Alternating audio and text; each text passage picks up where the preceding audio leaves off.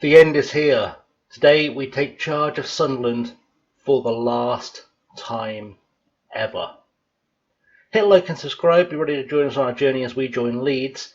But today we've just got one thing on our minds: surviving relegation.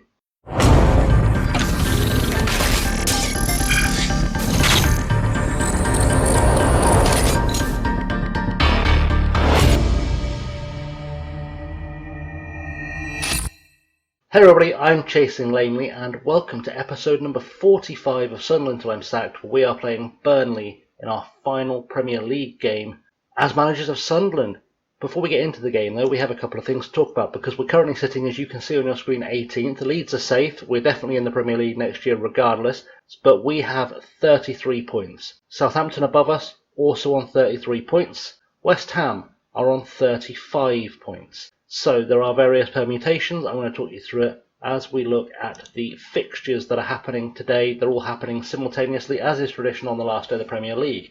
So West Ham are playing Spurs, who currently sit 5th, and it's a local derby. It's their big derby. We'd expect Spurs to get a result. Hopefully they'll get a result. If Spurs win, that drags West Ham into the fight. Very dangerously drags West Ham into the fight. And let's face it, if you're a Spurs fan, you'd love nothing more than to relegate West Ham.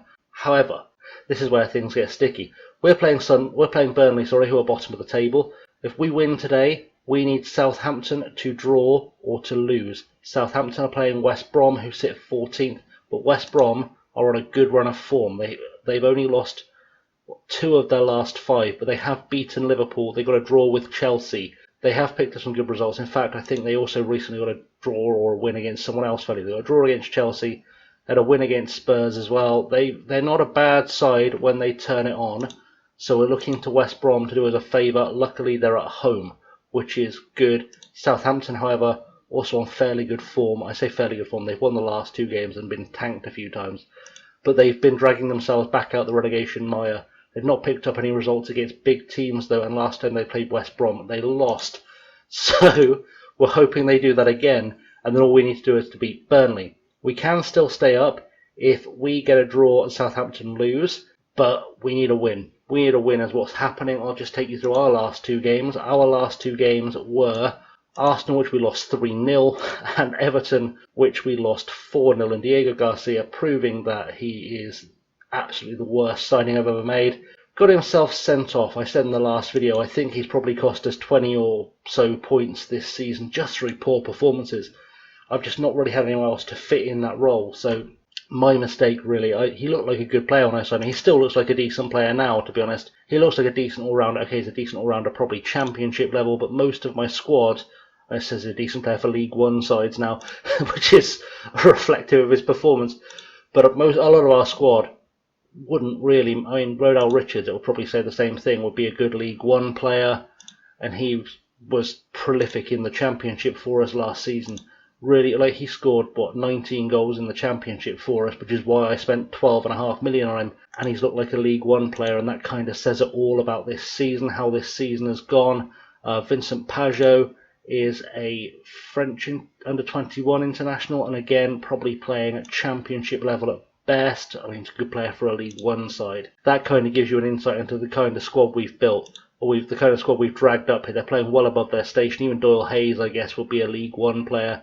Dion Sanderson had a couple of great seasons for us, and again is probably rated as a League One player, despite the fact that you can see he turned in a 7 average rating in the Championship last season, and he apparently is a League One player.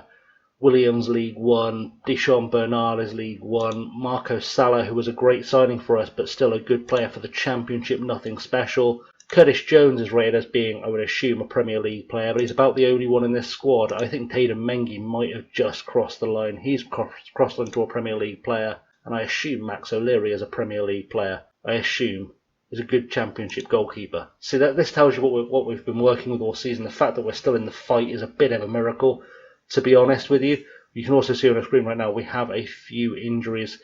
Soldano, Hector, Clark, Salter, Miller, and Machello, who frankly has been dire anyway. Me not having him today does not bother me. I know Dion Sanderson will put in a performance when he feels sufficiently motivated. But also you can see on the screen, just to save it, just doing it in a second, that's your team sheet for today. It's O'Leary and goal, Mengi, Bernard and Williams at the back, Sanderson and Salah are the wing backs, Pajot and Doyle Hayes start in the middle, with Jones, Reddell Richards and G-Don 1 up top, because that's the best I can do strike-wise. My next best striker, for comparison, is Shea Ojo, who's definitely a winger and hasn't been great for us. We've got Ludovic, Vandenberg, Shashua, Clark, Dobson, Williams and Ojo on the bench. That's what it's going to look like. Let's go play the game and let's see what we can make happen.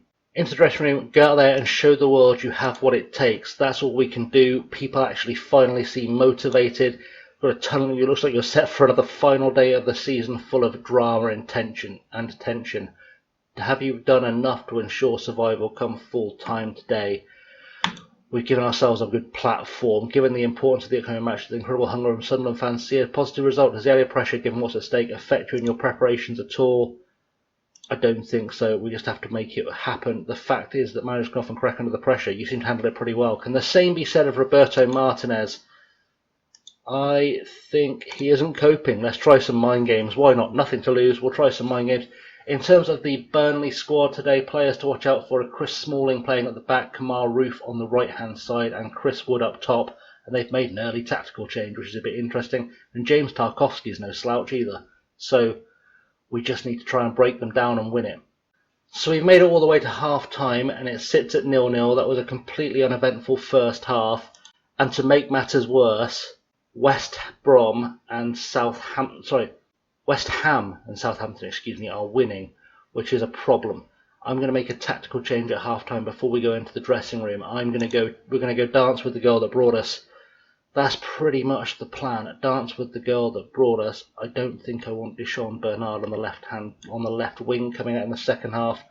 Although to be fair, Williams has been better on the left hand side. I think Salah can do that well enough that we'll try it second half. I am fairly confident that we can probably get away with using Curtis Jones on the right hand side. There's going to be some tactical changes. Let's go into the dressing room. There's going to be some substitutions that happen. We can move out the relegation zone, give our fans something to cheer about. Get it done. Get it done is the message. We're going to makeshift to our old preferred formation and hope it leads to goals. That's all we can do at this point. Hope it leads to goals. Goal kick for Burnley. Bergstrom puts it forward, looking for Kamar Roof. We can head this away. Will be magic. Bernard just kind of puts it into the air. Salah needs to win this. Doyle Hayes has got it. Okay, let's get a goal. Curtis Jones, right hand side, unfamiliar to him, but hopefully he can do it. Crosses in for G, can't finish it. Ball goes out and Cuesta gets rid of it. But Pajot back to Sanderson. Doyle Hayes, ball forward, looking for Salah. Salah gets the ball taken off his feet, and that was it. That was the chance. We've got a corner. Curtis Jones is going to take it to Pajot. We need it to be one of our great set pieces that brought us up here. Pajot gets the cross in. Across the box, Bernard heads it towards goal but misses. I've made a couple of subs. I've brought Clark and Ojo on to take over the wings. Jones has moved up top. G has made way, and so has Salah. Doyle Hayes to Jones. Jones takes a pop, which is a bit risky. Doyle Hayes with the ball back into the box, and Reddell Richards is there, and it's close. And we're starting to look like we might get a fist on this game. There's currently a draw happening between West Brom and Southampton. As things stand, a single goal would put us up. Ojo heads it down to Pajot, to Ojo again. We need Shea Ojo to do some magic here. He's not performed. I brought him on because he's got the pace on that left-hand side. Curtis Jones plays it out wide looking for Jack Clark. Can Jack Clark put a cross? And he can to Reddell Richards. We've scored. We've gone ahead. And things have started to look at least a little bit good. That's his 50th goal for the club. I told you he'd scored goals, despite the fact he apparently looks like a League One player. Go figure. He has scored goals. He's now scored 50 goals for the club. Or 50 goals in his career. I think it's 50 goals in his career, not for the club. Either way, it is his 50th for the club. And we, as things stand, sit outside of the relegation zone. West Ham are still winning at Spurs. But we just need Southampton to stay as they are. That's all we're asking for. Southampton to stay at a draw, and we should be okay. And West Brom have gone ahead against Southampton. That's all we need. That's all we need. We can concede a goal as long as things stay like that. at the Hawthorns. Bernard heads away the free kick. Sutalo gets hold of the ball to Goodmanson. We've got to hold off. We've got to hold off here. Close them down. Wood, ball through looking for Svanberg. Let's defend. Goodmanson plays in Chris Wood and O'Leary with the save. It's going to be a corner, and we need one last piece of great defensive work here. And I need someone to come on to refresh things at the back, I think. O'Leary punches it clear, falls to Chris Smalling, and that is the end of the highlight. Free kick, Jones puts it into the box. Bergstrom makes a bit of a Hollywood save. Could have just let that go wide. Don't know why he didn't. I've brought on Johnny Williams in the midfield because I needed some fresh legs in there. Doyle Hayes was starting to falter. Johnny Williams always gives 110% to the club, so I'm hoping he'll carry us through. Goodmanson has a pop, and it goes wide. There are 5 minutes left to play, and as things stand, West Brom are still leading. We need that to not change, and we will stay up, and we will send Southampton down. The final whistle is coming. We just need it to blow. It's blown. And now we have the anxious wait to see if we have stayed up. I guess we'll find out in the dressing room. What's it going to say? Nice victory, well done. I guess that'll do the job. We click forward for confirmation that we have kept Sunderland in the Premier League. That's what we're looking for. We're going to have to do a tunnel interview. I'm almost certain of it. Maybe this is where we'll find out. How relieved are you to have secured Sunderland's place in the top flight for the season? I genuinely am delighted as well. Despite being less convincing defending, yeah, whatever. The important thing is we've stayed up. We've got confirmation. We have stayed up. We've kept Sunderland in the Premier League. And as we wrap this up, I came to Sunderland with the idea that I was going to at least make them the top team in the North East. I did want to go and win trophies. I genuinely have had that feeling we've gone as far as we can go with them, which is why we're leaving to join Leeds, because I think we can win the league with Leeds. I don't know if we'd have got there with Sunderland. However, there are a couple of things I didn't tell you about at the start of the episode.